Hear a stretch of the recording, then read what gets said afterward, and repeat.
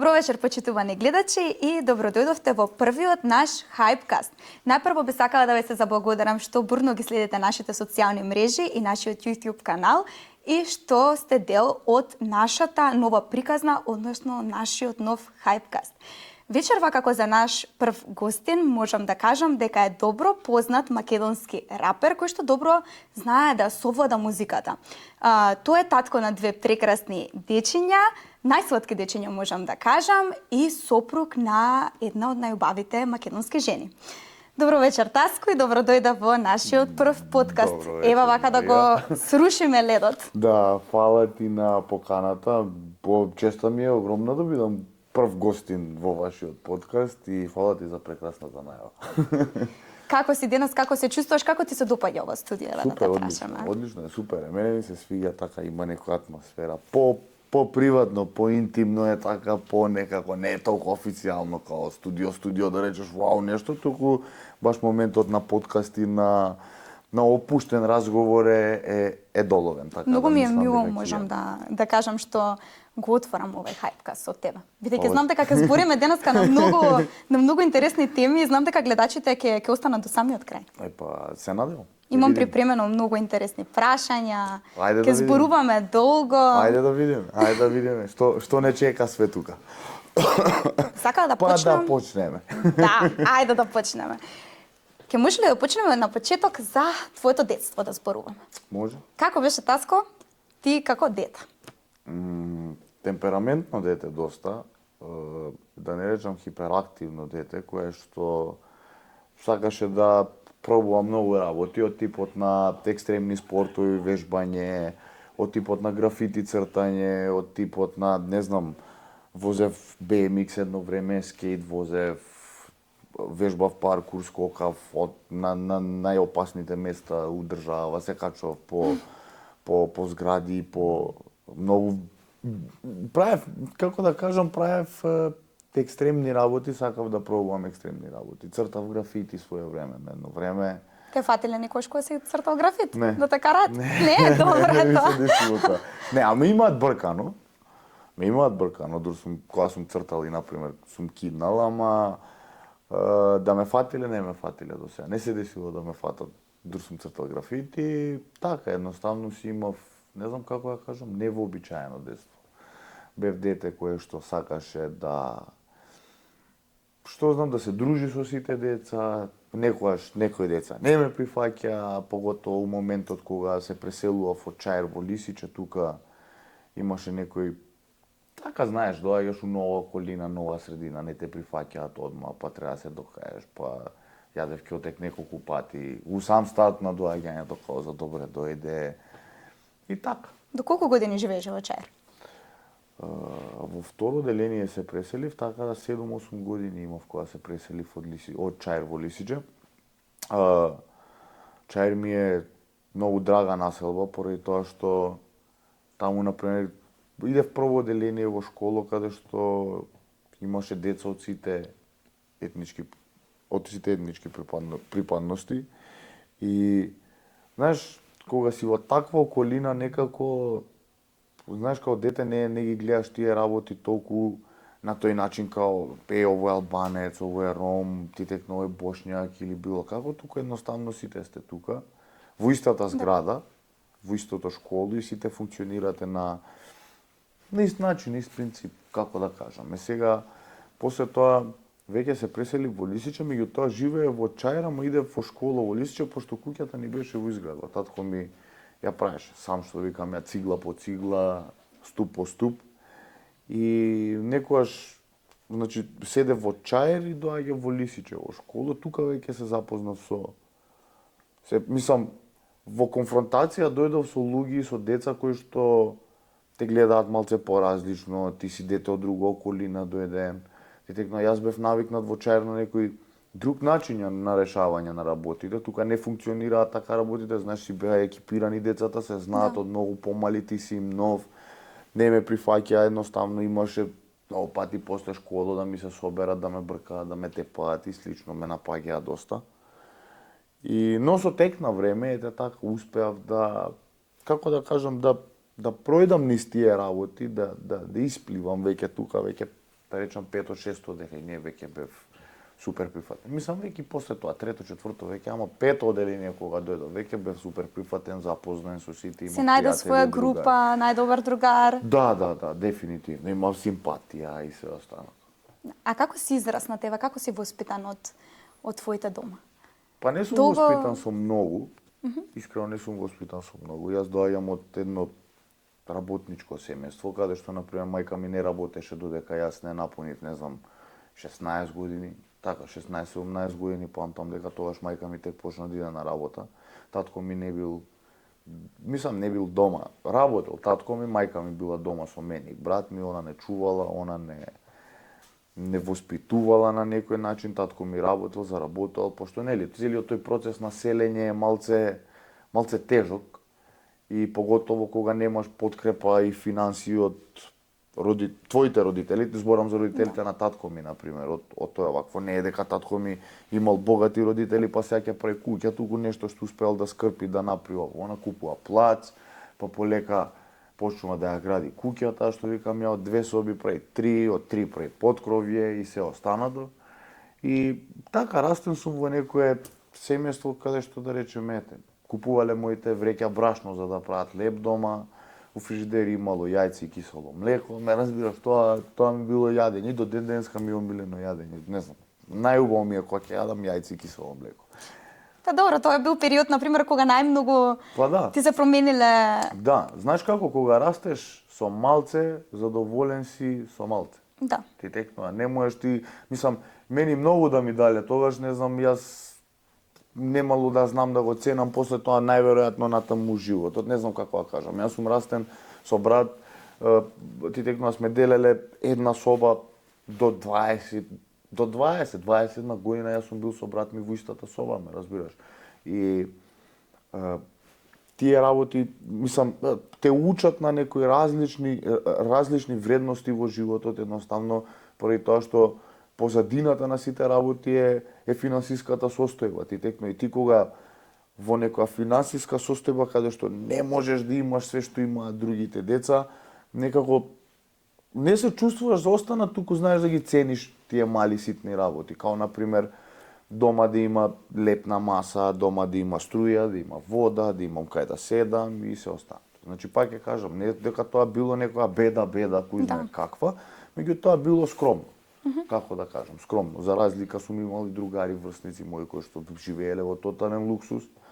И мислам, сум ги гледал работите и сега зашто сум се прашувал некогаш зашто јас немам волку, зашто моите родители немаат волку, меѓутоа како почнав да стареам така осознавав како стојат работите и како функционира светот. А да не мислиш дека е подобро, например, за да се изгради еден човек, да почнува да заработува сам, да размисли малку за својот живот, да порасне на некој поинаков начин, на начин како твојот, или пак да му биде дадено еве се, да кажеме. Види, јас познавам многу луѓе кои што почнале со добри карти у животот и завршиле на добри места. Значи тоа дека, например, ако му е дадено све од сам старт, па он ќе биде, не знам, разлигавен, ваков, таков, не држи вода, затоа што имам практични примери кои што дошле луѓе од фамилии и семејства каде што се биле добро ситуирани и успеале понатаму во животот да го направат тоа пута 10. Не дека е, како да кажам, не дека е подобро да дојдеш од мојата околина или од, да речам, од мојот тип на воспитување и растење во таква финансиска состојба, можеби е подобро заради тоа што ќе научиш да ствараш, да се бориш и да ги наоѓаш баш сите оние дупки каде што може да се протнеш за да испливаш на површина, додека кога доаѓаш од некоја подобра, да речам, финансиска позадина, каде што твоето, да речеме, семејство има, се добро ситуирани и се останато, имаш некој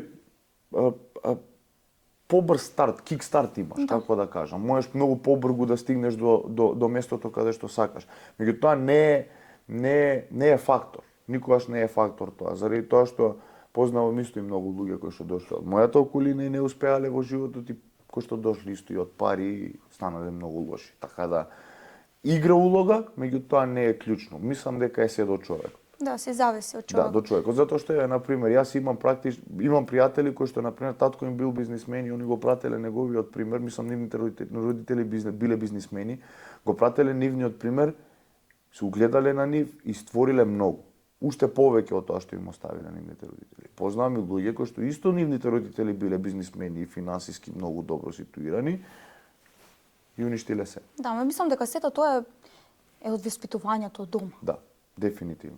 Дефинитивно. Пак се враќаме на муабетот дека мора да родителите да бидат присутни во животот на своите деца и да бидат тука. Затоа што не е битно ти колку имаш финансиски, ако успееш ти во неделата, да речеме 2 до 3 пати да седнеш на ручек со твоето дете, да најдеш време, да го сослушаш и да направиш муабет со него и да ги сослушаш неговите проблеми, да речеме во период Добро, тоа е оправдано. да, звони телефонот, да ги сослушаш неговите проблеми и едноставно да видиш што му се случува во текот на денот, мислам дека има многу голем бенефит, за разлика од тоа ти да си фокусиран константно да има он дома пари, да има све, ако нема правец. Ме разбираш? И кога го губи правецот, тука настануваат проблемите. Мислам дека секој родител мора да има време за своите деца. Ева да те прашам лично тебе, ти за твоите проблеми отворено зборуваше со твоите родители дома или пак има некои проблеми кои што ги криеш? Не зборував, заради тоа што знаеш како имав прво срам да кажам што ми се случува.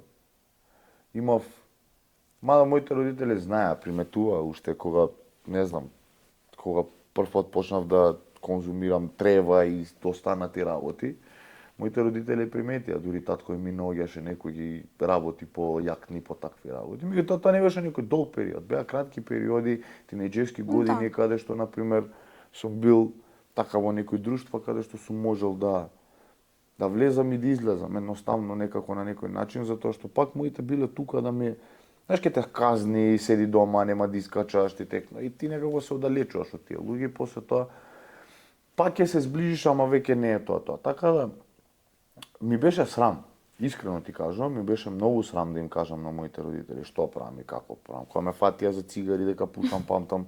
На колку години ти имаат фатено за цигари? 15 имав. 15 години. Мал бев уште, страшно. Се гребевме, крадевме цигари од нашите, од некој од друг, од трет, пет. Немаше ни тогаш толкави регулативи за овие работи. Ви текнува како, памтам, во компјутерница, некоја така импровизирана компјутерница се продаваат цигари на парче, па ќе ми дадат моите 50 денари за школа, па ја ќе отидам Вместо јадење? Не, со 20 денари ќе си купам 5 денари, памтам дека беа цигарите, 4 цигари ќе земам за 20 денари и со останатите 30 ќе јадам, разбираш, и такви некои комбинации сум правил.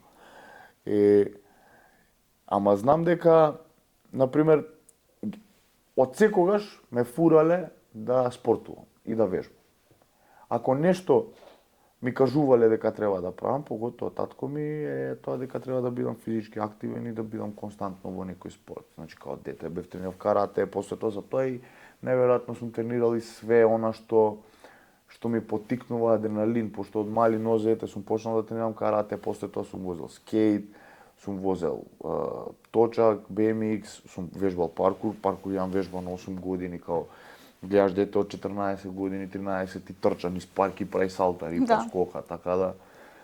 И константно сум бил во спортот, меѓутоа работите со кои што сум се соочил и после тоа ми представиле проблем, не успеав да им ги кажам и после тоа кога им кажав и кога се отворив, например со татко ми конкретно кога правев муавет за тие работи, он беше као, јас знам, јас сум ги имал твоите години, ти не си ги имал моите години, директно. Јас сум ги поминал твоите години, точно знам во секој момент каков си бил. И едноставно сега јас кога имам деца и кога ги гледам си викам како ќе ме излаже овој. Да, го знаеш. Да, ама не, им го знаеш, он не го поминал твојот пат, а ти си поминал неговите години си ги имал, он ги немал твоите години. Искуството што си го стекнал и стварите кои што си ги поминал, не може да ги излаже само од ќе го видиш каков и знаеш дека например, или пиел, или што и да правил, ме разбираш, и тоа е. И сега тука сакам да те прашам едно многу интересно прашање.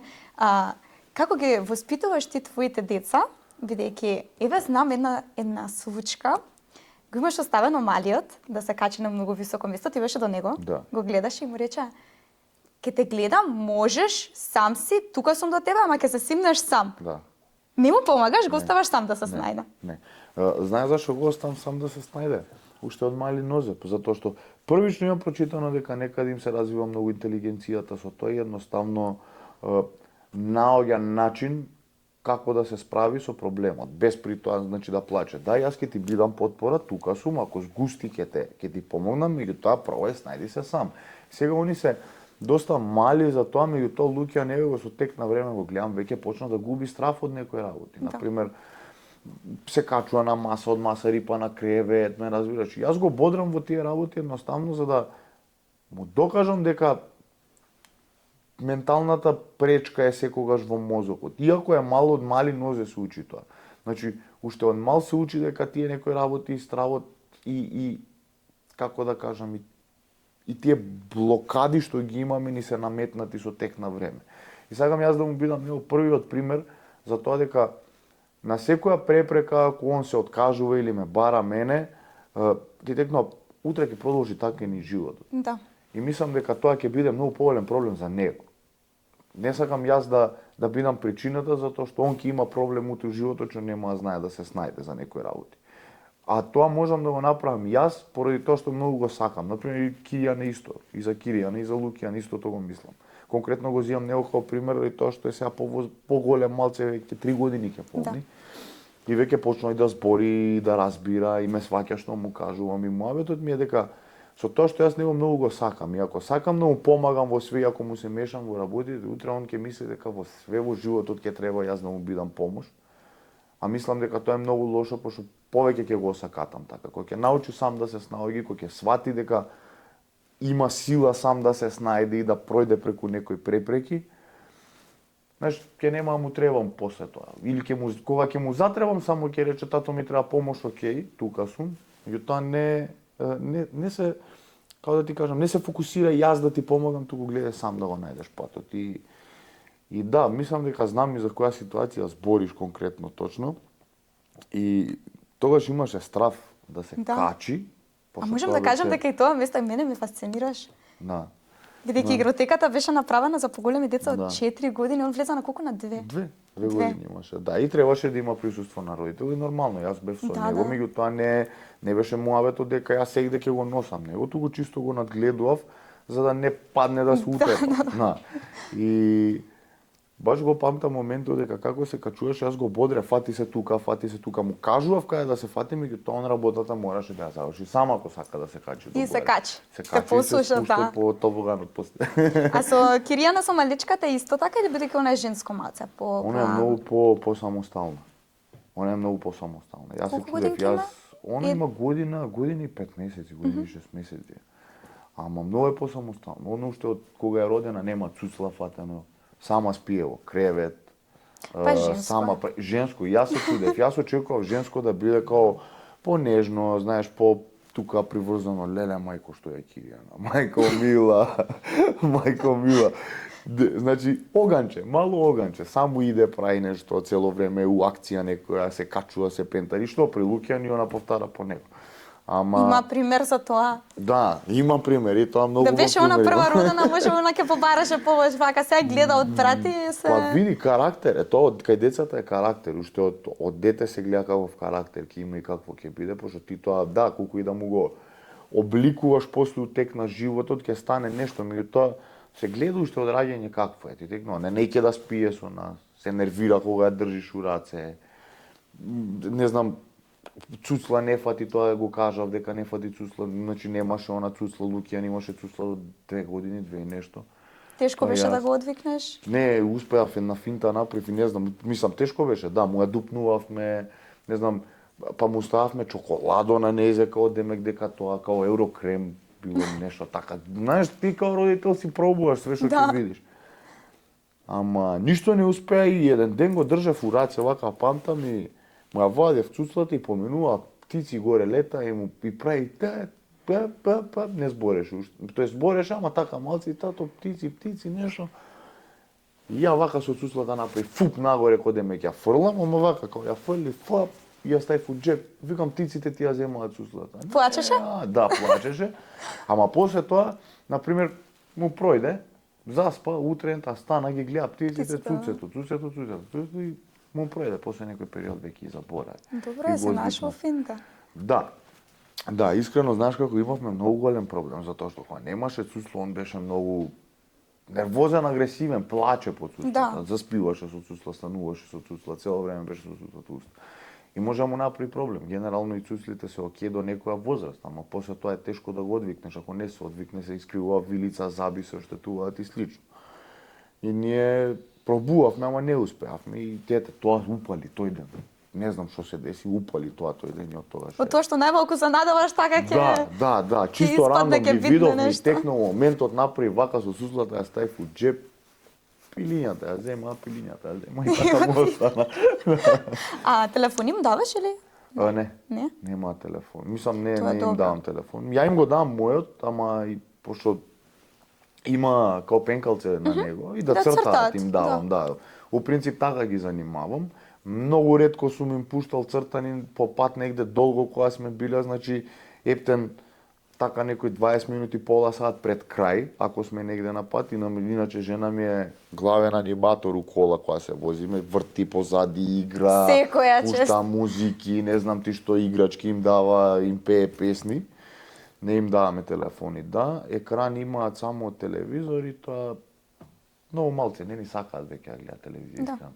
Пуштаме нешто, слушам музика, многу сакаат музика да слушаете. Не знам, а ја што слушам музика и што работам музика, ама и дете толку да сака музика као, не знам, најголем фан му е Некој на... ген има. Да, најголем фан му е на Джала брат.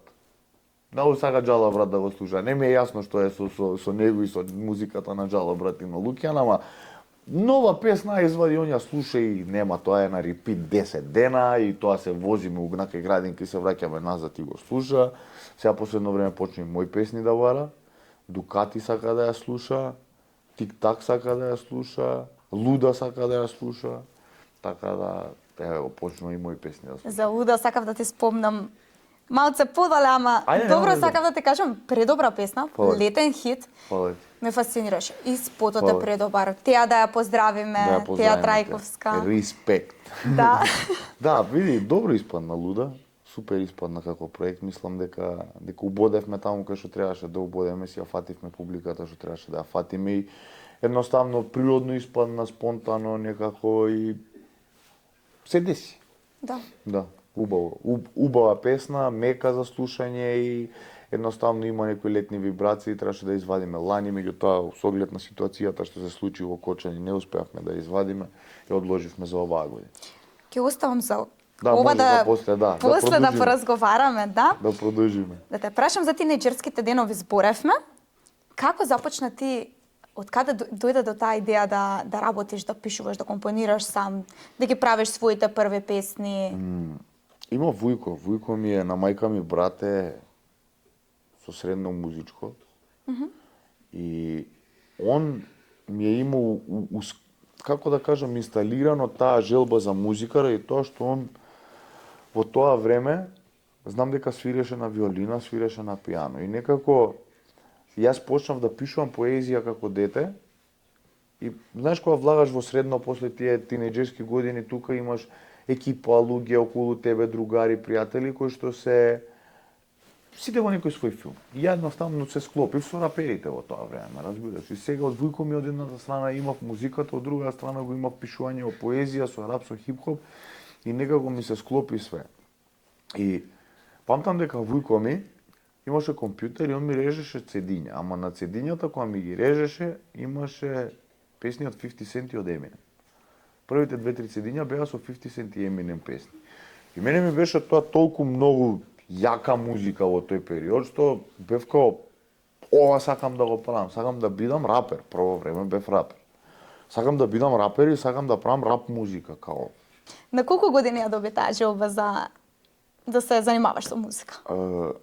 Може би да беше прва година средно, тука негде, 8 оделение, прва година средно, тука веќе почнаа тие моменти во мојот живот и тоа размислување. Знаеш зашто? Ми режеа цедиња, Вујко ми ги носеше, јас имав компјутер дома и на него ми ставаше, памтам, и спотови на цедињата. Имав и спотови. Имав 4-5 спота што ги гледав. И многу ми беа јаки. Не знам како да ти објаснам. 50 Cent го гледам, јак ми е тако. Вози добри коли, има добри луѓе околу него, набилдане, тетовиране. Викаш еден ден ја вака сакам спотови. Да, сакам тоа да го правам. Едноставно, знаеш, не ме влече нешто друго да правам као сите деца, не знам, деца и тинеџери во тоа време. Не знам, ќе станам фудбалер, ќе станам кошаркар, ќе станам доктор. Сакам да сум рапер. А твоите дома што ти кажа кога им ја кажа таа желба? Ништо, што да ми кажа. Што ќе ти кажат твоите? Замисли ми дој луѓе. Крив е војкот. Само сум рапер. Пеге го тука. Бркај работа рапер ќе бил. Поготово у Македонија рапер да си. Ау. Ама не. Види, ја не им кажав. Јас едноставно почнав да си го правам тоа, да го работам. Вујко ми, знам, ме однесе прв пат кај Џани. Џани му е другар негов, кој што имаше студио и ден денеска работи музика, меѓутоа под друг псевдоним. И тоа професионално се занимава со таа работа. Ме однесе тогаш во студио кај него, памтам со брат ми снимавме една песна. И пред тоа снимив еден джингл за радио. Не ми текнува кој беше се. Да сотрам нема ми. Памтам дека снимив джингл за радио, ама нешто секоја недела од 13 до 16 часот на радио приемникот засили го гласот. Чекај, 3 часа забава без монотонија. Забавата се вика радиофонија се вика. Ете, радиофонија се вика. Ми текна текстот, ми се врати, да. Ми се ова го немам кажано нигде. И го снимив тоа као джингл, направив песна со брат ми, после тоа почнав многу као сериозно. Не беше тоа сериозно дека јас нешто имав смислено, јас дека ќе бидам многу успешен, ама некаде во мојата глава се всади таа идеја дека јас ќе правам хип-хоп музика. Едноставно не се гледам во друг жанр на музика, хип-хоп сакам да правам и тоа ми е тоа. И почнувам тоа време да барам студија, да барам екипи, значи средно се погодувам тука со другар, на другар, јас правам фристайл, константно се наоѓам во некои друштва каде што се рецитира, каде што се прави фристайл. И памтам Ченто и Петро, тоа се двајца другари кои што постари беа од мене. Со Ченто се упознав, искачавме на едно место во Лисиче Бановина и тука се упознав со него, пошто и он беше рапер, рапери беа многу малце во тоа време. Ја почнав нешто да рецитирам и он дојде, почна да рецитира, се запознавме, вака и вака, вика ти си моје дете, вика кој те закача да ми кажеш на мене, оно, окей. Постари бе од тоа? Да, постари. 5 години може да е постар, 5 или 4 години од мене е постар Ченто и он беше од Ченто, ама во Лисиче доаѓаше да живее и тука му го дале на димак од Ченто, Кристијан се вика иначе исто. И као се здруживме тогаш и муаветот беше ајки идеме, вика, не знам, Бела ноќ имаше во градски парк, знам, после некое време, ки идеме во градски парк Бела ноќ да се упознаеш, вика, со едни дечки, ајде, викам, ки идеме. Он, во меѓу време, се знае со Тракер, се познава, другари се, и снимаат кај него песни работат, и сега ја, ајде, ќе дојдам и се упознам со Тракер, Тракер го знам. Тракер има песна, тоа време немаше, као YouTube-от беше така у сам старт, ова е 2009-2008 година, може и тука негде. YouTube-от беше у сам старт и знам, памтам дека Тракер имаше една песна Гризам, со Арди му беше, идеше на телевизијата. Ја од телевизија има слушнато и знаев за Тракер, ама не го знам ликов. И сега ако тоа време ти си на телевизија, значи има нешто, си big deal, ме разбираш. И отидовме во градски парк и доаѓа Тракер и ја го гледам и као, ова е тој што мислам дека е, ми вика Тракер, кај го знаеш? Викам вака и вака, омана, добро. И тука стандард рап прича, ту кругче седнати сите, пиеме вино, почиња бит, некој пушта од телефон, се рецитира фристайл, добар си, она, све кул, се запознаваме, си тераме секој по свој пат, идеме дома. И после 2-3 дена, јас седам во таа компјутерница што ти ја кажав на почеток, мало. Да, седам во таа компјутерница. Седиме тука, висиме, пушиме цигари, деца, мислам деца. Веќе тинеџери, 15 години, 14-15 години, толку да сме имале, 16. И ми звони телефонот и као некој на телефон, која ќе ми ги вратиш парите, бе, мајмунеден, од гледам непознат број. Памтам имав еден Samsung на лизгање. И тоа она лака звони, страк, ало. Кога ќе ми ги вратиш парите, мајмуне? Кој е на телефон? Кој пари дужам, викам, ни дужам пари на некој, ништо што е работа. Имам пари да дужам, ајде деме, разбираш, Вака не знаеш кој ти се јавува. Да дужам на некој, ајде де, вака Си знам исплашен? дека не дужам на никој.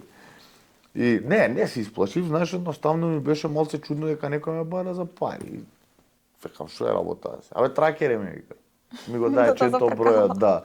Ми го даде ченто бројот. Кај си, викам, Лисичу мало. Ти ми вика кисела вода справи, вика, дојди.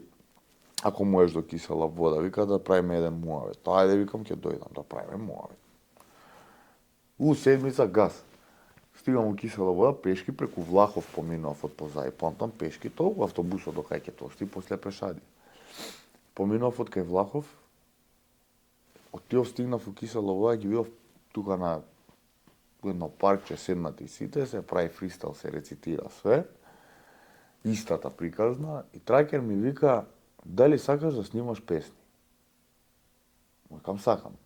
Викам, немам пари за да снимам песни. Пошто знаеш како, јас знам дека ако морам да снимам песна, треба да имам пари за да ја снимам таа песна. Иако јас сам го пишувам текстот, иако ја можеби сам аранжман ќе направам на некој начин на компјутер ќе склопам нешто, морам да имам пари за да отидам во студио да платам сесија 100-200 евра за да стивам.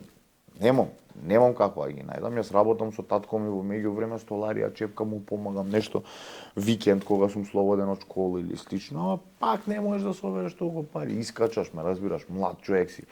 Баш се дружиш тој период со многу луѓе, сегде Да, и да сакаш да отидеш. тргнеш нешто на страна, пак ќе ти излезе него нешто. Да, не можеш едноставно. Мали пари се тие што ги взимаш 500 денари за цела недела и тоа ти го делиш кога цепкаш цигари дали да купам ово. Да излезам на кафе. Да.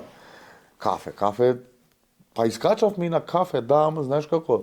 Искачаш на кафе и сега пиеш, памтам колку идиоти, нарачувавме пакет, пошто пакет беше кафе макијато. Поевтино па го делевте. Да. Ние сме го правеле тоа, да. И например, кој ќе пие цедевита, си ја зима цедевитата, кој си го ќе зима пие макијатото.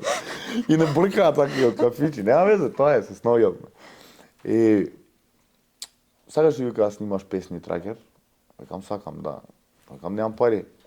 Никој не те избори за пари, вика, ја имам студио дома, вика, ја ме опрема, вика, снимаат сите кај мене, дојди, вика, утре за утре, ќе се договориме, дојди, вика, да снимаме. И шок, искрено, не знам, идев на кај дома, сега ми се враќа чувството, идев на кај дома и, како да ти објаснам, како, еве ми ја шансава сега да го правам тоа што сакам, ме разбираш? Идам на кај дома и лепдам. Коцките, да. Лепдам, идам на кај дома и во главата ми е текст да пишувам, значи не знам како да кажам.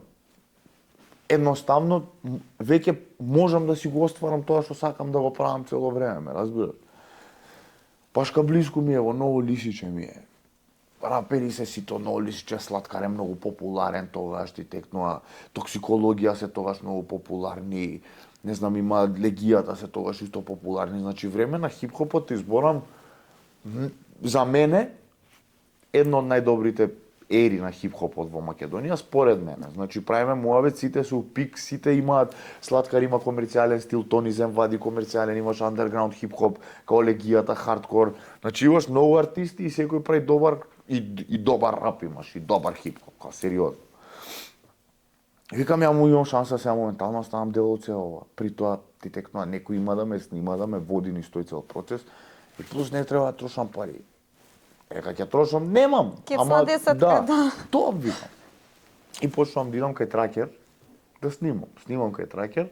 Кога сум прва смена у школа, идам последните 2-3 часа ги бегам, за да имам време за да снимам, пошто неговите беа на работа и тука имавме некој простор, а бевме различни со смени. Он учеше у хемиско, јас учев во ПТТ. И па карши. Да, карши, ама бевме различни смени. И сега, например, ја кога сум прва, он е втора, ја кога сум втора, он е прва смена. И ја морав да киднам од часови, а он да не иде на првите два, за да имаме тука време за да снимаме и обратно. Јас не идев на првите два кога бев втора смена, он кога беше прва, бегаше од последните да часови. се погодите. Да, види, знаеш како, не сум бегал да правам лоша работа. Да, пак. Јас не сум бегал од часови, сега знаеш, луѓе ќе речат види го бегал од часови, она нема човек што не бегал од часови, ама и бегаат луѓе за глупости, ме разбираш? Бегаат за да прават глупости, не знам да идат да се да пијат, не знам што да прават, јас сум идел искрено за да снимам музика. Точно. Буквално кафе пиевме кај тракери, правевме песни, по цел ден ни беше у главата песни, он куцаше битови, мислам правеше битови, исто и он пишуваше текстови, јас пишував текстови, значи тоа ни било да речам забавата наша на некој начин. И почнувам со снимање кај тракер. Цело време снимаме, значи цело време се вадат песни и во меѓувреме се појавува еден другар Сокол кој што има гаража. И гаражата негова, и он работи музика, се спојуваме 3-4 екипи во едно. И ствари он има идеја да си направи студио, ама вика као, вие гаражава, дајте сите ќе правиме тука студио. И пошто имавме една звучна карта, и таа звучна карта шеташе од човек на човек, на човек вака на на едно човек. место, па сите да се собираат. Да, најдовме простор каде што можеме сите да се собереме. Направивме глува соба, почнавме да го уредуваме просторот, гаражата, све, и веќе тука почна некое посериозно снимање на песни и штанцање, константно вадење на песни. Мислам, пак тоа не е овој момент со рутина кога дојде, ама тогаш почна тие моменти на вадење на рап песни, каде што веќе почна да не приметуваат и рап артисти, ме разбираш. Да. Снимавме цело време кај него дома. Памтам, сме седеле до ниедно време, до сабајле сме седеле, ама, знаеш, затворен си у една гаража и таму константно само се снима, се работи, се снима, се работи, се пие, се јаде тука на истото место, влагаат, излагаат луѓе и сега. Знаеш, снимаш цело време. И бевме 3-4 екипи собрани и тоа почна и првите настапи да ги правиме. Хавана, имаме настап у Хавана, имам и слика од тој настап. На бина сум таму, пеам нешто и памтам дека тогаш настапувавме у фазон карта беше 100 денари и например ќе дојат луѓе, ама доаѓаат луѓе, например 10 души настапуваат, тие 10 души носат пуше двајца со нив и некој рандом што се погоди, значи тоа 60 души у публика, а дискотеката за 500 луѓе, ме разбираш, и 60 луѓе, ама ние пееме, нема везе, си Добро, рапуваме. пак си го правиш тоа што го сакаш. Си го правиме, и се договаравме со газдите од картите, парите ние да ги изијаме. Кај ќе поделиш на колку? Нема на кој попоро. И на копче си ги стававме, јадевме со нив, си купувавме за пиење, тоа беше. И после тоа снимив таму доста песни во таа гаража. Сокол почна да прави куќе, пошто беше под кирија таму, почна неговите да прават куќа на друго место, се пресели, се одсели од таму, се распаднавме сите како екипа, веќе секој си тргна по свој пат, обврски, знаеш, треба да се плаќаат сметки. Да. Едноставно доаѓа период од животот, тоа веќе 18 години, 19. Доаѓа период од животот каде што целата таа екипа, Иван Ајнштајн што беше во таа екипа, со него се знамо таму. Знаеш, сите тие луѓе некако фаќаат оние обврски на возрастните веќе не фаќаат. Кој факултет, кој работи, кој отиду у затвор, ме разбираш? Така не раздвоја, па ти што ти си теравме надале. Ја и Тракер останавме пак заедно. Пак продолживме да снимаме. И дојде, мислам не дојде, Гордан беше човекот што му светна дека треба да се направи некоја издавачка куќа, во меѓувреме се дешава некоја, па речам, мртва трка во македонскава естрада, веќе нема артисти, не се вади нова музика. Не знам како да кажам, ова е 2017, значи уште не е моментот на рутина кога е изој, или 2016. И веќе нема толку многу нова музика, све е монотоно, едните исти луѓе се, ме разбираш, цело време. Тракер, ја снимаме рутини и ја ставаме у фиока, стандард, као сите песни, не бива, пробавме 2-3 пати, веќе не бива, тури му пепел, ќе си работиме нешто друго, ме разбираш. Ја тогаш, памтам, завршив средно, работев некој период со татко ми столарија и се отвори конкурс во полиција. Конкурираш му сам? Да, конкурирав за полиција. ме викнаа на проверки, ги пројдов проверките, влегов во Идризово,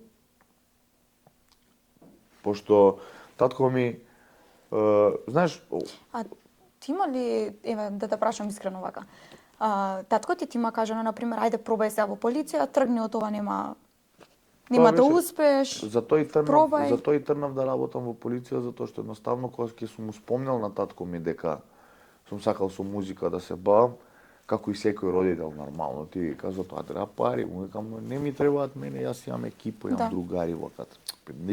Остај ти тоа.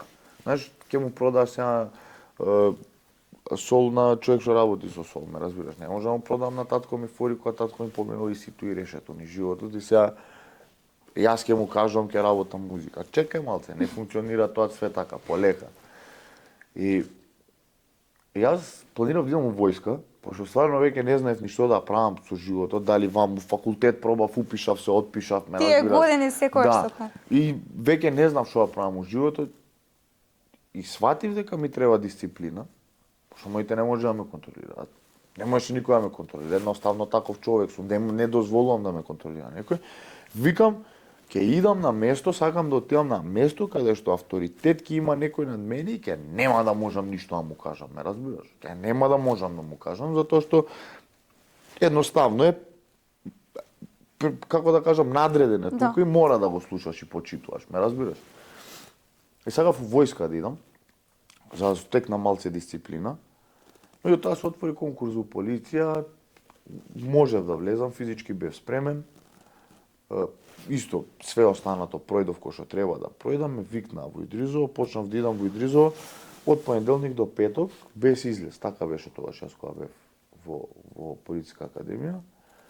Без излез, од понеделник до петок, петок искачаш, сабота, недела си дома, понеделник са бајле се враќаш. Утринска гимнастика 6:30, бричење, средување, униформа, кревет, чизми, станување, смотра, прајање, поздравување, не, доручек, па смотра, поздравување, знаме, студирање, учење, ручек, вечера, слободни активности, вежбање, фудбал. Ти беше и тешко така секој ден едно исто да прави. Па не, искрено.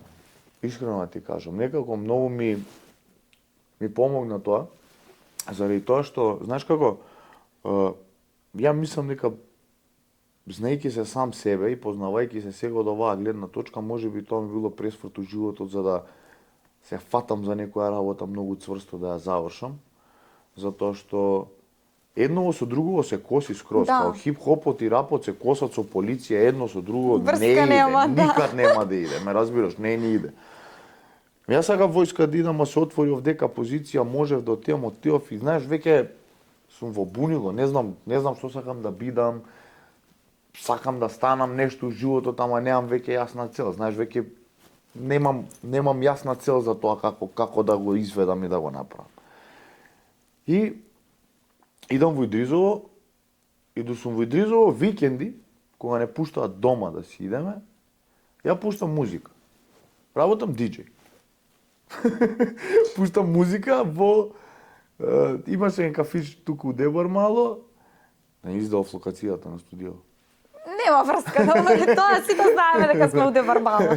Сите знаат. Добро. Да. Ја имаше еден кафич туку у Дебар мало, пуштав музика и еден беше таму блиску на рекорд центар. И пуштав музика со компјутерот, другар ми го даваше, он пошто немав лаптоп, ми го даваше он компјутерот и ја на тој компјутер Virtual DJ и на него. И за викенди пуштав музика, преку недела учев како да станам полицаец, ме разбираш? Рапер, полицаец, диџеј. Све, мултитаскинг, мултитаско. И ми беше, види, пробував да се најдам, ама некако тој период стварно ми беше момент за да се преиспитам сам себе што сакам да бидам у животот и дали стварно го сакам ова што го работам денес. И завршив со академија, со полициска академија, почнав да работам во полиција, бев во полициска станица Аеродром и тука се појавува Гордан. Ја работам приправник бев и Гордан и Тракер ме викаат на еден состанок, седнуваме, состанок, тоа ме викна на кафе да седне. Вака и вака, Гордан му се свигала многу рутина, као песна. А колку време ти имаш таа песна во филка? Па веќе 2 години. 2 или 3 години у фиока, така си стои. Значи, ова е пред да влезам во Политичка академија, снимена песна што се стои во фиока. Хајде ви викам, што би правеле, ме разбираш, пак ќе отвараме продукција, веќе имаше, пошто имаше една екипа на Urban Records пред тоа, и тоа е веќе Urban Records приказна која што трае долго време, само не било искомерцијализирана како што ние однесовме на тоа ниво, туку била така, рап, подземје, underground, хип-хоп, фазон. Вика рутина е, вика многу свежо нешто, вика као ја ќе ти снимам спот. Нова прилика? Еве, значи чим се појавува, морам да ја искористам. Ја ќе ти снимам спот, вика, не ќам ништо пари, кога ќе почнете со настапи, ќе направиме и договори и све, вика. Значи, ама у сам старт, вика, сакам да те поддржам, да снимиме спотови колку можеме повеќе, да го свртиме вниманието, да ја направиме продукцијава, да биде кој што треба. Веруваше ти во таа песна, знаеш дека ќе стане толкав хит? Не. Искрено, знаеш како немав нешто она као конкретно ми каже дека таа песна ќе биде хит поради тоа што веќе го имав изгубено моментот на снимање, ти текно не снимав песни, нешто друго сосема работев и имав заборавено и од толку многу песни во некој одреден временски период што ги имаме снимено, не знам зашто баш на рутина се имаа закачано. Ама ете има и слушнале нешто што јас не сум го чул во тој период, ме разбираш. Само јас сум снимал, сум бил концентриран да снимам и да создавам, да креирам. Не ме интересирало мене. И може би самата песна си го нашол с правото време. Па да, и правото време, и правите луѓе, и ете, не знам. Горе да ми вика да снимаме спот, човек му викам работам полицаец. Како да ти објаснам сега да искочам јас да снимам спот? Да, јас имам и другари ки искочат на спот, значи да го направиме вака овона. Викам супер, имам јас идеи и све, ќе го направиме, но викам малце се коси со ова што го работам, ме разбираш. Ајде бе, брат, чути гајле, вика, ќе видиме, ќе пробаме, ако пројде, пројде, ако ти направат проблем на работа, па една песна ќе избришеме, вика, и тоа е. Океј, викам, ајде снимаме спот. Па го сакаме, разбираш, пак Да. не дозволувам ништо друго да ми влезе, затоа што ја можев да му кажам на Гордан, тој момент не сакам да Не, снимам, ќе да се станам продолжиш. полицаец у животот, ме разбираш, специјалец сакав да бидам, специјална единица да работам, ќе станам специјалец у животот. Не бе ми се појави шансата, викам, еве, тоа е, ќе го снимиме спотот, па што биде, нека биде, на крајот од денот немам што да изгубам, ти текно, прва песна ќе ми биде официјална со спот. И се договараме со Гордан, снимаме на неколку локации, како што снимаме така, се личува све на нешто, и ме вика Гордан, после некој време, јас си продолжувам да си работам, ти текно си ја работам работата, тоа што спот беше тоа, по улици идеме се шетаме, ме разбираш, сме застанале со кола на кров, рутина е таков спот. У 7 Сабајле снимавме кај Карши плоштадов тука кај обвинителство, јавно обвинителство, што е се кај Опера и балет, Да. тука на тоа плоштадче снимавме.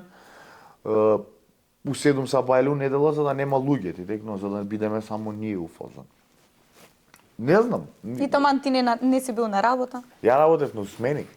У смени работев, но се погоди таа недела да не бидам валјда на работа од Сабајле. Тоест не. Беше, без на не работа. отиде? Втора смена бе. Од директно од Снимив снимање. спот, да, снимив спот, отидовме у Тренту аеродром, работеше тогаш, јадевме доручек, пошто снимавме од Сабајле, ти викам, у 7, до 10 завршивме, отидовме, јадевме у Трент, отидов до дома, се спремив и отидов на работа. Браво. Да, отидов на работа тогаш, да. По памтам муабетот. Мислам моментот цел. И после некое време пак си седиме си пиеме кафе со Гордан секој ден овона, ми викам многу добар спот, многу добра песна, многу добар спот, многу добра песна. Добре го викам што е толку посебно, ќе видиш. А ти го нека ќе виде, не? видиш. Не. И ме вика една вечер, седнати беа кај еден другар дома, дојде да го видиш спотот, вика готов. Газ. И идам, ми го пушта спотот, го гледам спотот. Ни да се верува. Не разбираш. Моментот на тоа дете што го гледало 50 Cent, дека има спот, кај што се е на кола, ме разбираш, кај што има екипа околу него, па сите се као тука малото, ти текно таков некој гето филм, го гледам и се гледам сам. И знаеш како го гледам, а тоа беше толку добро склопено, толку добро направено, што Гордан до ден денеска му симнувам капа за тој спот заради тоа што го направил да изгледа баш онака како што изгледаат тогаш спотовите, ме разбираш, Да. светски. Со оглед на тоа дека сме снимале по улици, дури се шетаме и единствено светло били улични светла Да. што сме имале, ме разбираш, и една камера. И брат му викам, ова е ненормално, вика. Кога сакаш да ја пуштаме? Му викам у недела. Недела беше 29 април, мислам дека беше недела. Да, па првата песна искочи така недела. Мислам пред тоа Тракер извади една песна, па после тоа ја се извадив рутина. И недела вика 29 април може, вика, мајде, нека иде. Недела аплодираме на канал. Каналот имаше 500 субскрајбери тогаш. Баш сега пред некое време, баш 29 април кога беше, си отворив да видам, 8 години се поминати од рутина. 530 субскрајбери има каналот. Моментално има 170.000, ако не се лажам. Urban Records као продукција. И го ставаме на YouTube и тоа е. Ти текнува, сите сме окей, супер, топ е песна, знаеш, си иде. Ден, 2, 3, 4, за една недела направи 10.000 прегледи, што за нас тоаш беше нереално. Да, многу. 10.000 прегледи за нас беа тоа, тоа за прва песна. Да те прашам, нели во недела ја извади песната, така? Да. Во понеделник кога отида на работа, ти кажа нешто? Не. Ништо? Па не беше стигнат уште до до никој од нив, ме разбираш, до никој од тие луѓе, пошто генерално и тие луѓе што работат во тие служби не слушаат Да. таква музика, не ги интересира, ме разбираш. И после некое време почнаа веќе да потпрашуваат што е ова, како, зашто, и имав дури на работа коментари од старешини као фазон не смееш ова да го правиш, ја го поништуваш кодексот на носење униформа, кодексот на работа, вака така не смееш да работиш и ово и ова. Викам, не правам ништо лошо, јас правам Да. музика, разбираш? И јас тука имав доста конфликти во самата служба во тој период. Затоа што искрено веќе почна да ми станува одбивно тоа што го работам, поради тоа што ова веќе почна да ми се остварува на ова. И знаеш како веќе не сакав, немав ни мерак да идам на работа, не сакав да бидам полицаец повеќе, знаеш. Едноставно почна да ми се враќаат нозете ради тоа што секој пат кога ќе идев на работа имав некој конфликт заради тоа што јас сум бил пејач, ме разбираш. И 10.000 прегледи прави во првата недела и сите сме као да, ова ќе пукне, ова ќе се деси. И веќе почнуваат некои луѓе да му звонат на Гордан за интервјуа од телевизии. Викам, ќе идеме на интервјуа. Тоа е, почињаме, работиме, сакавме ова, ајде почињаме. Тераме. И на првото интервју памтам дека отидовме, ја Гордан брат ми, и бев тотално укочен и издрвен, не знаев што да зборам, и си ја чепкав раката цела емисија, кога се Па вкопав добро, од по стрес. трема, прва. Стрес, трема и не знаеш како така ми беше страшно. Ама го поминавме убаво, Гордан не извади тогаш, пошто он се знаеше со водителката и доста се избореа, си се знаеа од пред, тој си правеа муабет цело време. И после тоа, памтам дека еден ТВ ни направи интервју, тоа време, после тоа почнаа сите да не бараат, константно. И веќе кога видовме дека почнаа телевизии да се јавуваат, тераме, бушиме уште појако, вади друга песна, прави друг спот, вади друга песна, прави друг спот. Тука улета и Двабона во приказната, се споивме сите, значи Тракер, јас, Двабона, Јосиф беше тогаш, исто дојде покасно, он малце, меѓутоа дојде Јосиф. Значи толку, тие 5 души бе. Да. И Двабона извадија 2-3 песни, ја и Тракер извадивме 2-3 песни, почнаа да се јавуваат за настапи. И кога се јавија за првиот настап, правам, опа, добро е, значи има некоја джагара, багара, ука-бука, се надевам дека нема да ни биде ова како рапот. У меѓувреме вадиме музика и цело време си пука, све поише и поише Да, прегледи. прегледи. Значи тоа претходно што сме го извадили и ова сега, на пример, ова сега што ќе го извадиме, го влече и тоа од претходно го пука уште појако. Мојот, после колку време ја свадевте? Па после овие настапи е мојот. После овие настапи, да, првите 2 настапи мислам дека ни се без мојот. Кун они настапија како Двабона во Авењу, ние настапивме во едно место као Сабве или не знам. Subway, да. Не знам како се викаше, да, во Дебар мал. И ни се јавуваат за тој настап и ние као да ќе настапуваме, добро, колку пари, па што знаете, 300 евра ќе даете? Па немаме 300, имаме 200. Може, ќе дојдеме за 200 евра да пееме, ме разбираш? Ма добро, тоа е како само повеќе промоција на почетокот. Да, ама не ни очекуваме Да. ние дека имаме нешто, ме разбираш, како 200 евра, тоа не се пари, 100, јас 100 тракер ставам у Точно. джеп и чисти сме. Идеме на настап.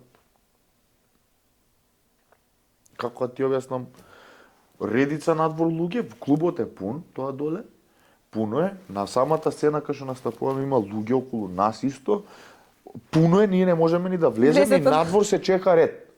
Не е веќе како тоа порано, секој по двајца по трој. И стоиме и правиме вака, what the fuck, што се дешава, не ми е јасно мене, викам, брат, што е ова, викам, дали е нормално? Не знам ни ја, вика, што е работа, а ние отиени, сите, цела екипа, значи Двабона, другари мои, некои 15 души отиени, класика, од пред тоа навикнати, секој да си земе по Да. некој, за да имаме некоја публика. Што ќе правиме, викам? Имавте ништо, трима? гледаме. На Да, прв- како не. Имаме 4 песни при тоа, ме разбираш? 4 песни имаме за настапување. Како ќе држиме ние репертоар? Газдата наплаќа по 100 денари карта, се напунило 500-600 луѓе. Фул сите, секој со седна, секој му одговара, секој топ. Си имавте направено репертоар, така се? И имавме репертоар, Ама ама по- колку да имаме, Да. текно, Двабона беа тука, они не беа платени за тој настап и они улетаа со нивните песни, а Тракер имавме 4 песни заедно, па се искомбиниравме, после тоа ние улетавме кај нив на настап со Тракер заедно на вториот и веќе свативме дека имаме некоја, како да кажам, некој хајп во тој момент, за да може да го искористиме и да стварно да градиме. Зашто не беше и они имаа пробувано пред тоа со музика да направат нешто, меѓутоа пак не му палило како ова. Значи, имавме некој момент каде што луѓето не видоа, не засака и се поистоветија со нашата приказна музика и се останато. И беа као, овие се нашите идоли, сега ќе имаме ние наша музика, ме разбираш? Ние го фативме тој момент, го копчавме и почнавме да работиме многу поише. И тука настанува и мојот. Значи, снимаме, правиме една фотосесија, каде што сме сите Јарди и Глишо, тогаш беа као фама, као некој хаус дуо, повеќе луѓе беа. И правиме една фотосесија каде што сме сите сликани као кој со кој сакате да направи песна од овие луѓе и имаш у коментари Таско и Тракер, Таско и Тракер, Таско и Тракер, Таско и Тракер, ја правиме Не ме боли, после тоа Двабона и Таско, па Двабона и Тракер и си бараа комбинации меѓу нас. И ние си правиме комбинации меѓу нас. И тука ја правиме моет. И после тоа ја прават Тракер и Двабона Не ми даа мир. Мислам дека една по друга искачаат тие две песни. И ја правиме моет, што ја правиме. Си очекуваме некоја провизорна онака прегледи, како да речеме, 10.000 у прва недела, 20-50.000 у прва недела. Ја правиме моет, кун доаѓа со рефрен. Стефлаша волет може, имаше мелодија, битот беше најден од YouTube. Кун доаѓа со рефрен, а пред тоа битот го имавме слушнато онака само на клуп и ти текнува стандард. Да. Си седиме, си слушаме инструментали, Си ово е барате добар, која да. ќе... Да видиме на што влијае следна песна. И Кун вика, ќе правам, вика, ќе направам рефрен, вика, ќе ти пратам за неколку дена. И дента поминува, мислам дека за 2 дена нешто се спремавме за искачање и седевме кај еден другар дома и Кун ми се јава, кај си, викаме, кај Алек дома сме, викам, седиме, веќе чекаме да дојдете. Ајде, вика, да ти пуштам рефрен, вика, спреми. Шо бе да пуштиш рефрен? Да бе, вика, го направи, вика, да го чуеш. Ајде, вика, ми доаѓа кај Алек, они Тони, опушта рефренот, битот и почна тај флаша волет може, токата на нозе, бам инструменталот. А ние рокнато на озвучење кај него се Кога загреваме слушнеш, за да да. искочиме у град, ме разбираш, и малце бевме фрлени, кога удри, ле, викам, ова е хит. Не очекувавме дека е хит што ќе ни ги смени животите веќе од тука на сите. Топ. Се јачаме, идеме на кај диско, 2 коли, возиме на кај диско, од двете коли песната, само рефренот свири на репит. На репит, да. Ама рефрен имаш само што ти свири на репит. Немаш ни верс ни ништо. И ја у кола правам фристайл, они прават фристайл у кола кај нив. На семафори се отвараме прозори, вриштиме како имаме многу јак рефрен. Идеме у диско, се враќаме назад. Утрената го викам на Кун, доаѓам кај тебе, викам да снимам верс, снимам ја верс, Тони остава верс, одма снимаме спот. Го снимаме спотот, Гоце го монтира.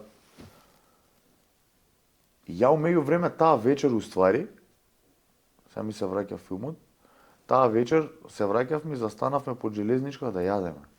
И као застанавме под железничка да јадеме, јас снимив некое видео, као сум седнат у кола, нешто, и ја ставив песнава да иде у позадина. И тоа го закачив на стори. Са бајле кога станав, значи стори, диемот ми беше преплавен од луѓе, која е песнава, дај прати ја, вадете, и имавме на група, и ја им праќам у група, ти текна што се дешава. Тоа е тоа ништо, вика, снимаме спот. Доаѓам ја, оставам верс, Тони остава верс на поредна папа. Го мислиме. А тогаш се уште немавте цела направено? Не.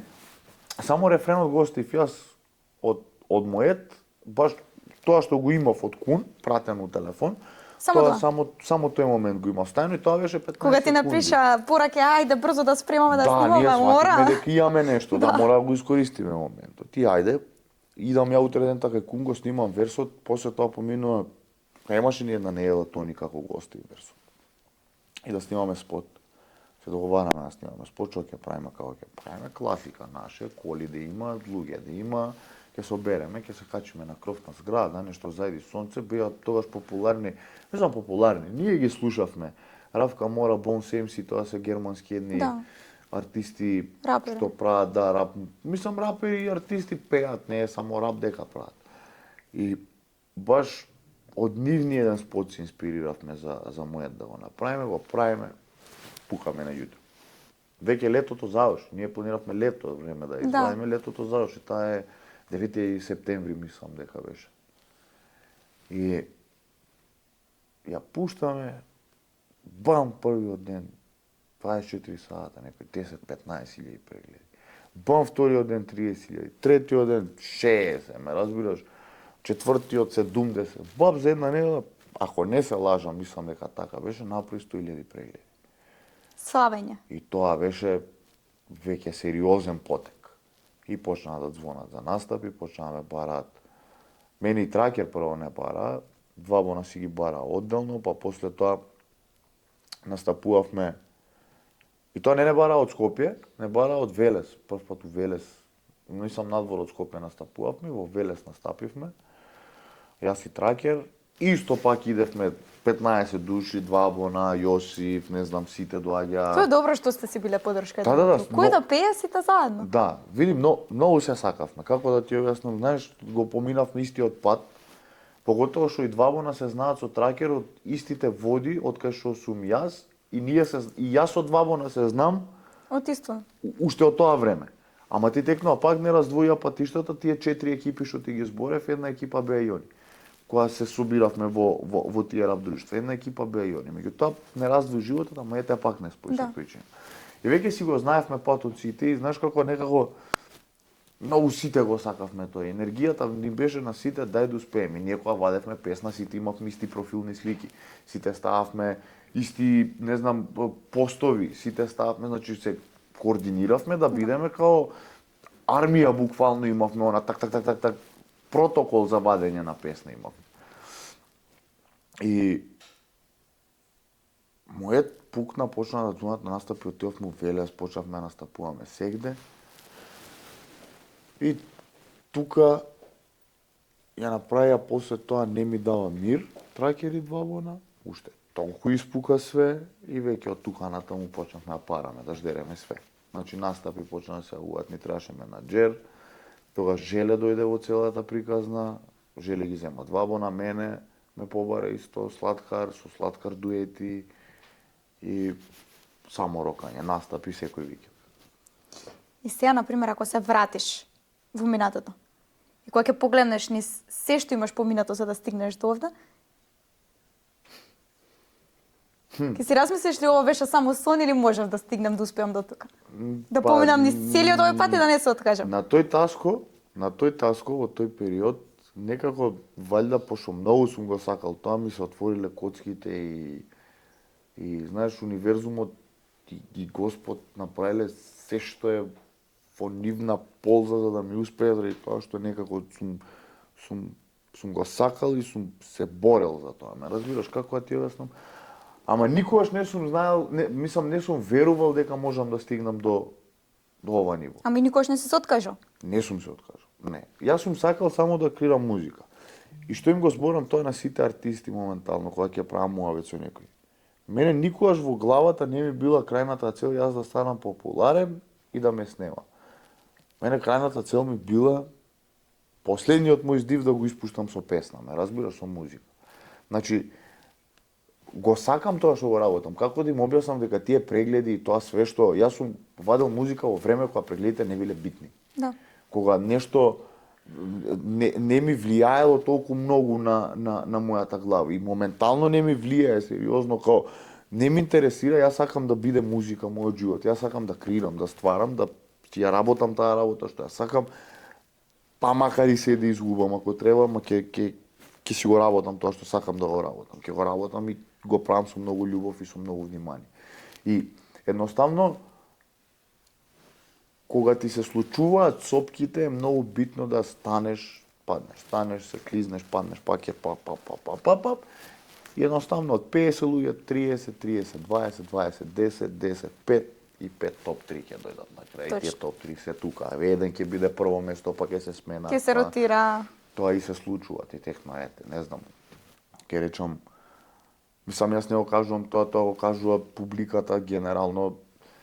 Слаткар имаше еден момент каде што го снема, па ние дојдовме над него, па он не премина нас, па се појави Пајак и не помина сите, ме разбираш, па два Боневи ги пак се сега во нивниот праим, ме разбираш. Гледам Пајак сега иде пак, сега јас некако добивам пак голем замав, луѓе ме сакаат, идат по настапи, пак почна многу живо да станува све. Така, тоа се тие некои 5 луѓе на врвот што ќе останат и што ќе се борат едни со другите, текнува константно. И еден ќе биде прв и нормално е. Не може цело време еден да биде прв, цело време так да држи некој прави. Значи тука ќе биде Слаткар, па ќе бидат Вабона, па не знам, Кјулета Тони Зен, па може јас, па Пајак и тука ќе, па мада и Пајак не го ставам во таа категорија на нашата музика, пошто он некако и по-поп звучи по-комерцијален звук има, меѓутоа ете. Ротираме, пак кружиме и работиме. И едноставно тоа ќе ти кажам, сум го сакал тоа, знаеш како сум мислел дека е можеби недостижно, но ете некако се отвориле сите врати, правите луѓе во прав момент, дошле, се појавиле менаџери и се десило тоа што се десило, испукала целата работа. Тацко, јас имам нешто тука, неколку прашања. Малку па ќе продолжиме со останатото. Ајде. Јас ќе те прашам, ти ќе ми одговараш овие се малце пократки прашања. Добро. А може и подолго да ги одговараме? Ќе видиме се, ајде. Има време, да. Ќе пробаме да видиме како ќе биде. Што направи со парите од првиот платен настап? Ова мене Ги многу испив. интересно. Ги испив? Ги испив. Купивме за пиење, нормално. Да се почастите радувавме, со друштвото. Да. Ама многу сладко заработени пари, искрено. Едни од посладките заработени пари. Ајде наредно.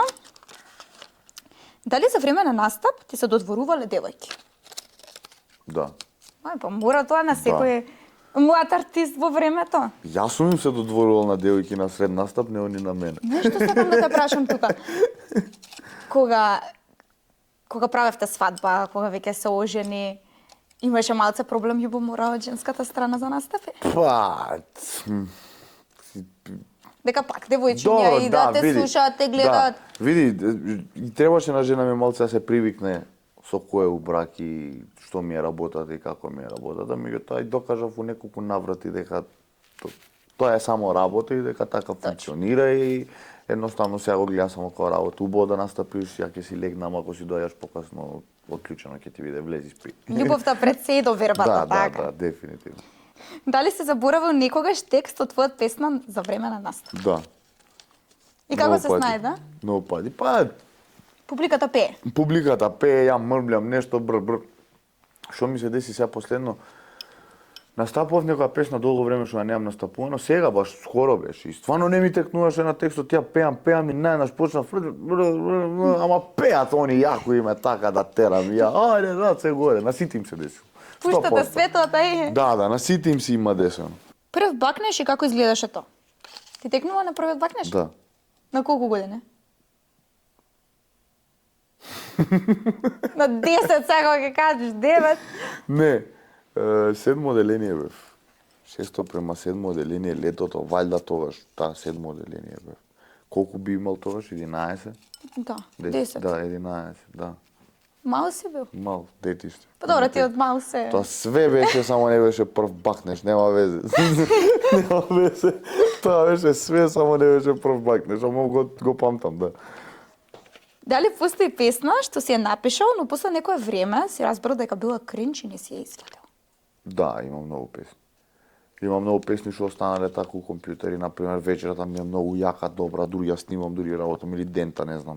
Дури ја правам и утре дента ја слушам и правам. Што си снимал бе, ненормален еден, бриши ова никад, среќа што не сум го извадил. А да извадам песна и после тоа да ја избришам, не. Све било изфилтрирано, преку поише луѓе слушнато, одобрено и извадено. Ајде имаме уште две прашања. Да на ноктиве. За корекција. Дали некогаш си се посрамотил пред публика и како си се посрамотил? Не ми текнува на таква ситуација. Да си паднал на бина, пример, не Не, знам. неам падна до набина. И текно еднаш дека се полив со чаша, виски пиев и на бина имаше чаша со виски и во друга рака ми беше микрофонот. Ја место на микрофонот да тргнам да пеам, тргнав да пеам на чашата, да, и ова го направи фап се полив, ама тоа беше тој момент, ме разбираш. ама- Не е сконтала публиката. Да, не е сконта публиката, многу беа тук Кичево, мислам дека беше, ако не се лажам. Мислам неку Кичево на настап, да. И место микрофонот, чашата и да видам раце, клау, цел се направи. Да видам. Раце горе, отиде чашата доле. Ова е многу интересно прашање. Каде ја запроси Таша и како се случи тоа? Не ја Ајде запроси. да ми откриеш. Не ја Как? запроси. Не ја запроси? Сама си дојде. Наташа не е запросена и мислам не сум ни клекнал за да ја запросам, туку едноставно двајцата кога одлучивме дека е време да се земеме, се земавме. Немаше она класично запросување, па дали ќе се омажиш за Да мене, клекнеш. ово, не. Немаше таква работа со незе. Не знам зашто, некако не ни се даде прилика, дали дека ради сите работи што ни се случија во меѓувреме, имавме доста проблеми измеѓу нас и околу тие работи, некако не ни се даде на време, мислам не ни се даде ни на ситуација така да се деси тоа некакво запросување. И јас не ја запросив, ама ни она не е некој фанатик на Да. такви работи и на тоа паѓање несвести запросување, ме разбираш, повеќе се радуваше на Gender Reveal кога правевме на децата, тоа и беше стварно јак доживљај. Мислам и мене исто не е овакво, меѓутоа од сите работи на тие сакам да кажам дека највеќе се израдува. И не ја запросив, ама памтам дека кога ми го покажа првиот тест за бременост, дека од тогаш тргна све она, као ќе се зимаме, ќе правиме живот заедно и све останато. Првиот тест за бременост кога ми го покаже, ја некако тоа си го сметам за запросување. Да. На некој начин, да. Со тест наместо со Она мене ми има запросено, да, неа не иде. тоа е уште поубаво, посладко е. Да. Ајде сега да продолжиме со моите прашања, бидејќи колку време веќе е сад време. Не знам, да, Да. тераме сигурно. Ќе го пробиеме рекордот. Ајде додека сме кај музиката, па после ќе продолжаме и за Ајде. останатото.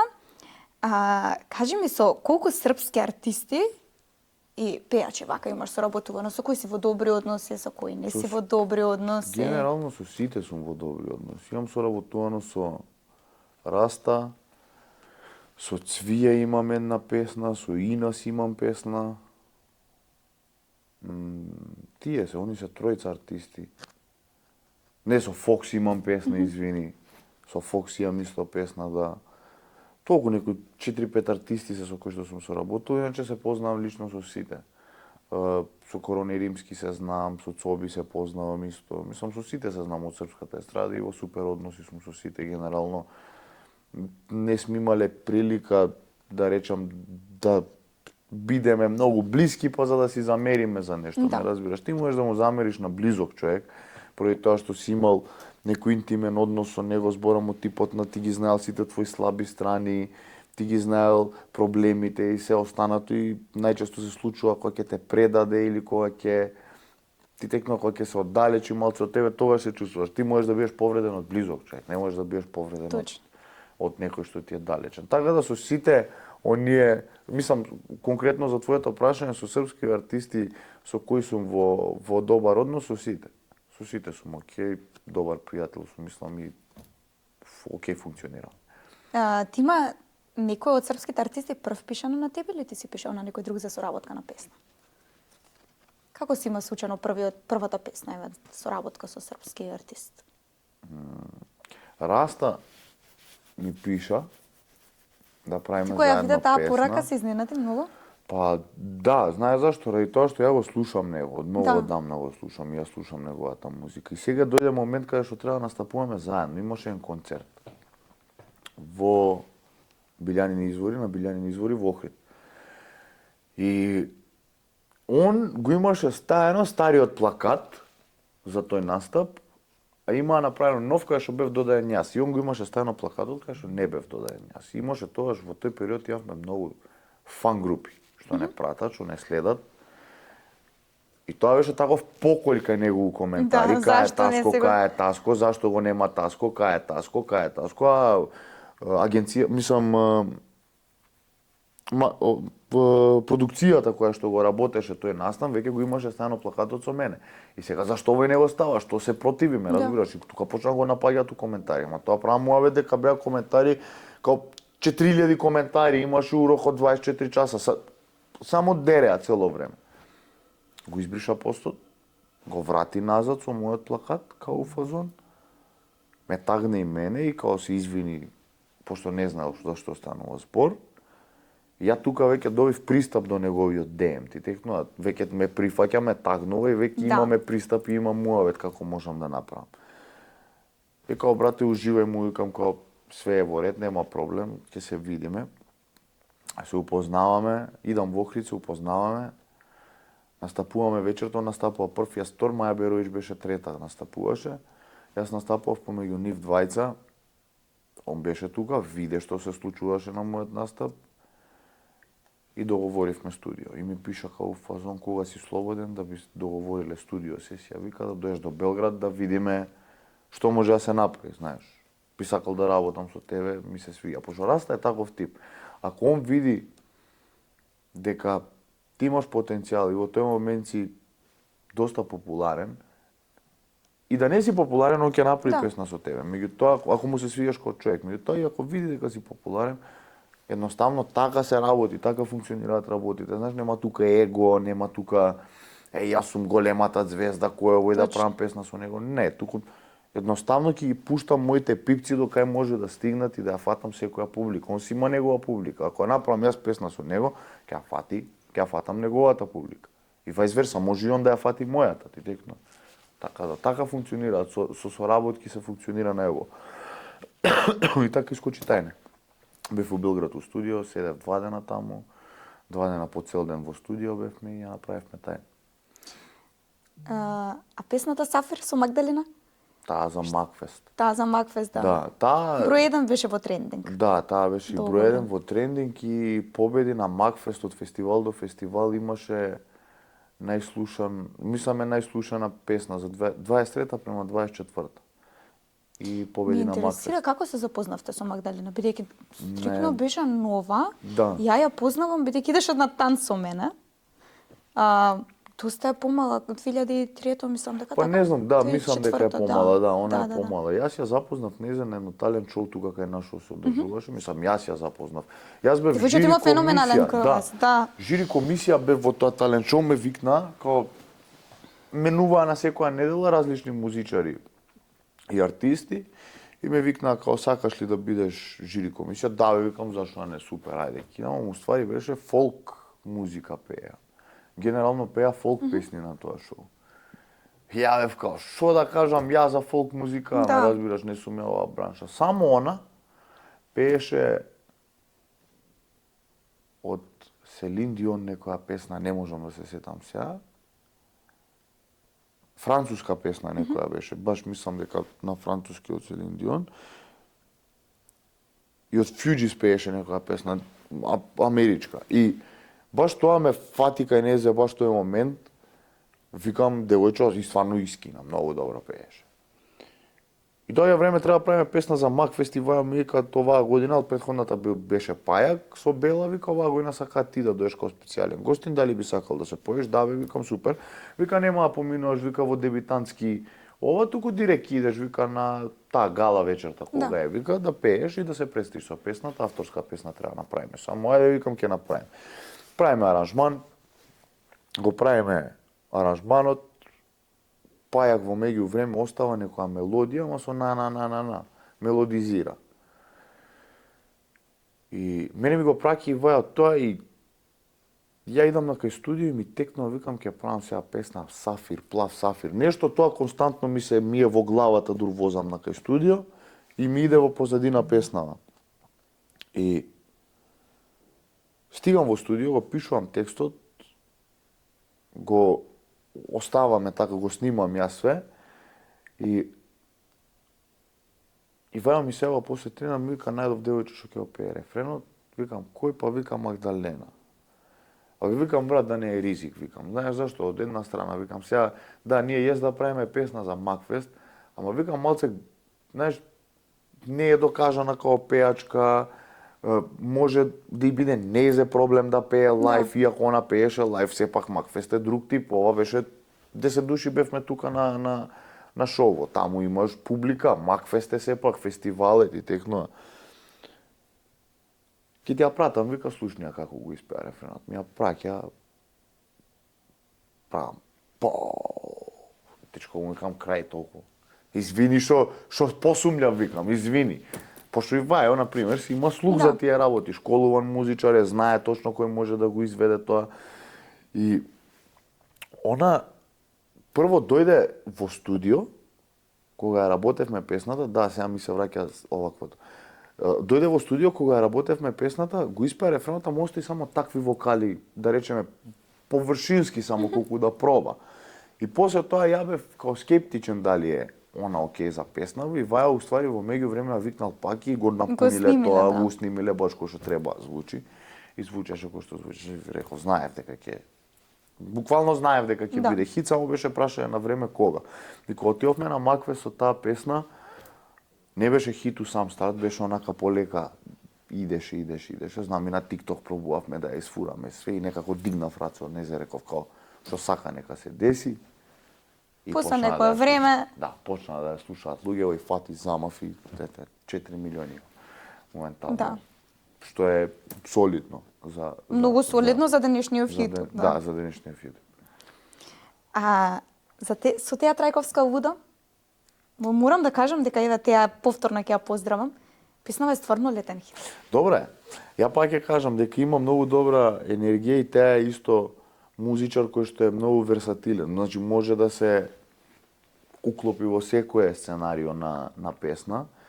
И пред тоа дека работевме со нејзи исто од Макфест Сатурн, ја работевме и Сатурн некако беше некоја тема која што она си ја одбра нешто, имаше идеја за таа песна и јас оваа кога ја направив, баш буквално ми текнува дека ја слушнав нејзи само и направив сакаш да влезеш? Да бе, вика, па дојде, сними рефрен, па после отидовме кај Лазе направи сосема нов аранжман и даде некој друг шмек, ги преснимивме сите вокали кај него, хармонии оставивме све и искочи кој што искочи. Отидовме охри, снимавме спот, си упоминавме убаво на снимање на спот, се зезавме, интересно беше цел ден, изгоревме на сонце.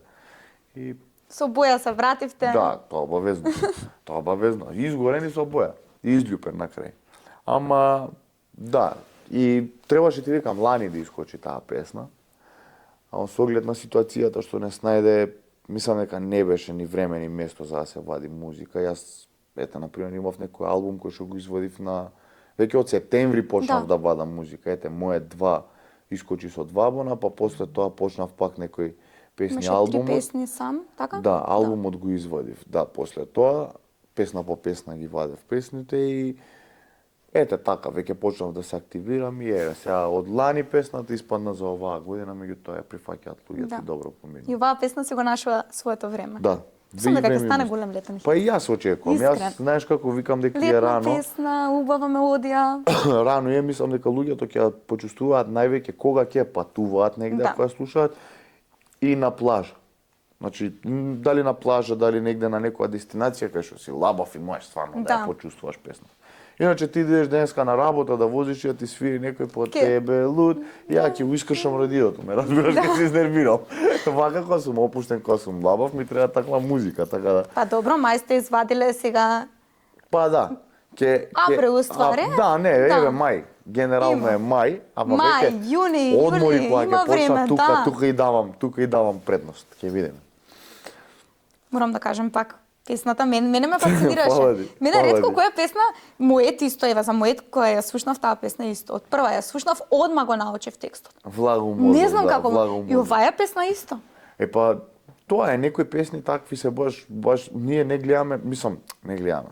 Гледаме некогаш некои песни да бидат конкретно малце по, како да кажам, не по-прости во текстот, туку да не објаснуваме некои демагогии, влезе во вртиме, глава, туку да биде лесно многу да влезе. едноставно, да.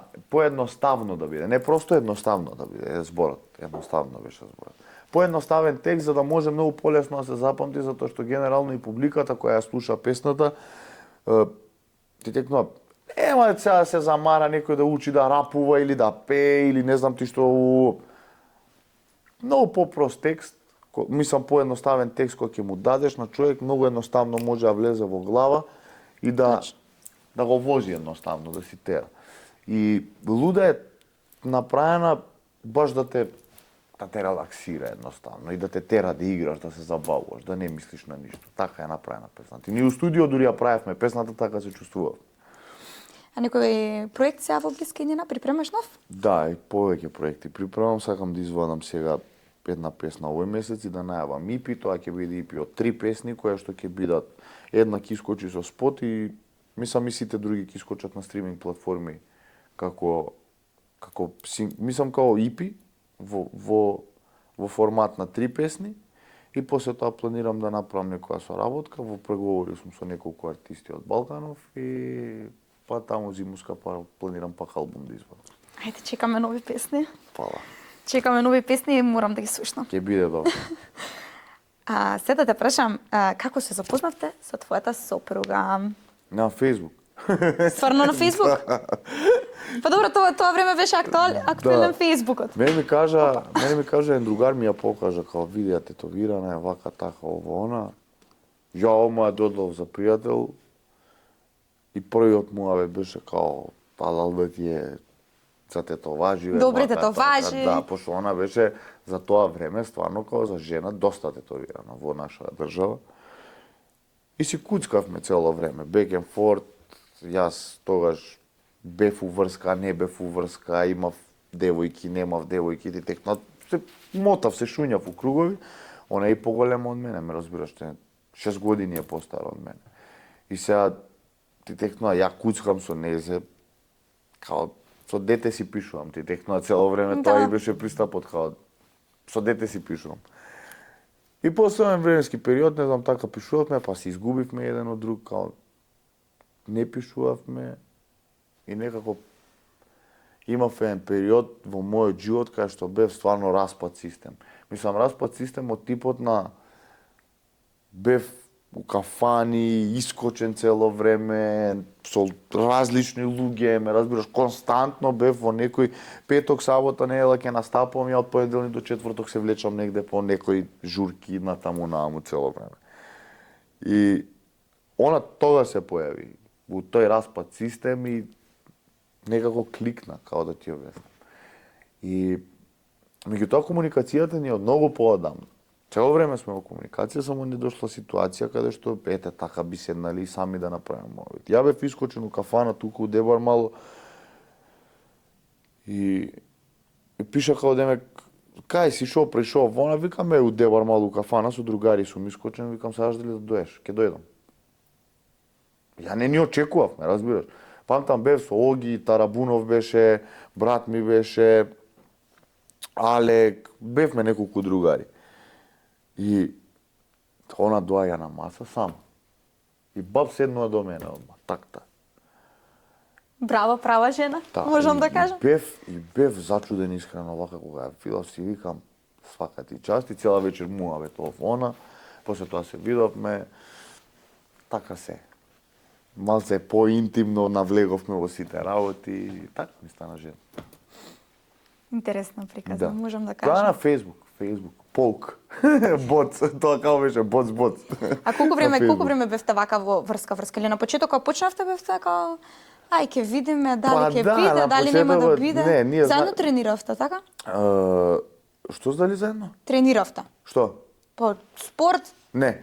Не, зашто имам гледана слика од истата тератана. И Не, ти и она. ама не, тоа веќе Или тоа од кога- после? Од после тоа веќе од кога бевме заедно. Да. И во решивте истата заедно да тератана. вежбате. Да, во истата А добре, тератана љубовта вежбавме. така. Ама она уште првиот момент го памтам сега како вака ми доаѓа како овакво.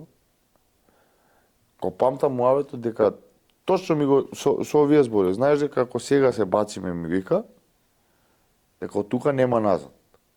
Она е решена. Да, ама тој муаве, знаеш дека ако сега се бациме вика, од тука нема назад. Ја у тој период, ај уживај, ме разбираш, као, Да, го лабав. ајде, нема важи, нема назад. Ти знаеш со кој си моментално, ја не знам.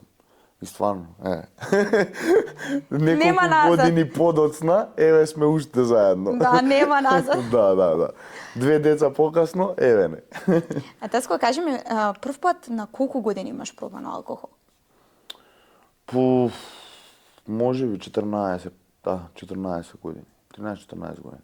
Тука негде. Веќе пубертет, тинејџерски денови, 8 деление према прва година средно. До прва година средно, односно, да, прва година средно не пијам, веќе прва према втора, 14-15 години да сум. Прва према втора. Јас до прва година средно, до крај на прва година средно, ни пијам, ни пушам цигари, сум спортист, тренирам карате, константно сум во спорт, во активности физички, значи спортист дете, скроз одличен ученик све. Прва година средно веќе почнувам да забегувам, што викам ја ме мала пубертетот Да. во глава. Втора година почнав малци некој период и треба, и алкохол, и цигари, и после баталив, ама останав со алкохолот и така си терав. Пиев цело време. Мислам цело време, тоа беше искачање со другари, ќе искочиш, ќе пиеш ти текно, тоа не било некои количини енормни, ама пак ти е во окружувањето, па поготово за тинејџер, сега кога ќе видам јас дете од 14-15 години да пие, малце у најубавите години Да. кога треба да растеш и да се развиваш, ти си Тогаш го пропастуваш. го пропастуваш животот, да. Ти беше ли тешко да ги оставиш сите тие пороци? Па, искрено не. Затоа што веќе мислам дека си го испив моето, си го поминав моето, поминав многу убави години од мојот живот. Тој алкохол ми има ставено во ситуации каде што викам јас со армија не би влегол, ама така во таква состојба сум идел. И ми има ставено во ситуации каде што стварно сум научил многу работи, доста и сум поминал многу убави моменти и веселби и да речам стварно среќни моменти каде што било присутно све тоа. Меѓутоа јас сватив дека едноставно не сакам да пијам повеќе, сакам да се вратам во својата кожа како скроз друг човек и нормален човек. Сакам да станам трезен, не сакам да ме боли глава, не сакам да имам чувство на вина колку пари сум испила, сум можел да им купам нешто на децата, ти текнува. Знаеш, се е тоа некој круг на работи кои што стварно те малтретираат и ја изгубив самодовербата, си изгубив сам себе и едноставно стварно тргнав во голем атак на алкохолот. Ја не зборам дека луѓето не треба да пијат, ако може да го контролираат, тоа нека си пијат. или нека си тераат во животот. Јас немам никаков проблем со тоа луѓето што пијам. Ја имав проблем со тоа што јас пиев. И јас што не можев да го контролирам тоа и да се држам до некои работи у животот, кој што треба. И едноставно решив да прекинам и стварно воопшто не ми беше тешко и не ми е ни криво. Да, браво. После тоа се врати на тренингот повторно. Да, тренинг цело време сум бил константно во тренинг, меѓутоа сега поинтензивен тренинг можам да правам, поинтензивни тренинзи, поактивен сум, не знам како да кажам, си барам сега за анимација, пошто многу, нели, ќе седнеш у кафана и ќе поминеш 4-5 сати у кафана или кога ќе пиеш, си имам 4-5 сати луфта време, што можам да го користам за други работи, така да, го користам за многу други работи. Фала ти, Таско, премногу што искрено ми одговори на ова прашање и искрено на сите прашања. Денеска мислам дека направивме еден одличен подкаст. Јас се надевам дека и добар, и поучен, и доста интересен подкаст и Да, и се надевам дека ќе го гледат до самиот крај, затоа што... Да, сигурно ќе го гледат. Фала ти премногу што еднаш што беше мој прв гостин и што го отворивме денеска овој хајпкаст. Фала на поканата во вашиот подкаст и стварно ми е огромна чест што сум прв гостин и се надевам дека од тука ова ќе прерасте во една многу убава, да речам, подкаст манија за сите останати. Ти благодарам. Фала. И се надевам и очекувам нови песни, нови хитови и секако да дојдеме на промоција. Доколку имаш? Ќе бидете благовремено известени. Фала ти. А ние се гледаме во наредно издание. Како за крај би сакала да се заблагодарам на Наташа Сековска, која што се грижи за мојата естетска убавина, на Микас, кои што се грижат да изгледам секогаш убаво облечена, и на Даниел Николовски, кој што се погрижи за мојата шминка и фризура, односно секогаш да изгледам најубава.